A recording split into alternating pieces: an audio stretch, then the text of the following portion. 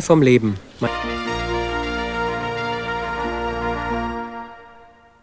Hallo und herzlich willkommen zu Rock, Pop, Jazz hier bei uns im ZDF Musikkanal, meine Damen und Herren. Wie Sie sehen, wir haben wieder Studiogäste. Carr Nucleus ist bei uns hier im ZDF Musikkanal und die überraschen Sie gleich mit ihrem ersten Titel For Miles and Miles. Viel Spaß!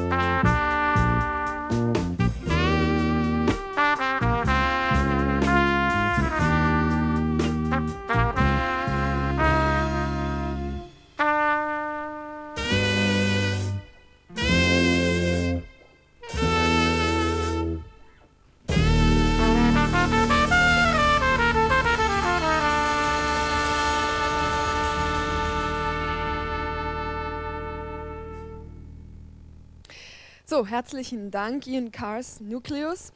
Wir möchten natürlich jetzt die Gelegenheit wahrnehmen, an Ion selber ein paar Fragen zu stellen, wenn wir ihn schon hier im Studio haben. Ich mache das Interview auf Englisch, meine Damen und Herren, aber keine Angst, ich übersetze ganz fleißig für Sie zu Hause. Thank you very much, Ian. I'm going to take the opportunity, as you're here in the studio, to ask you some questions about you especially and about your band.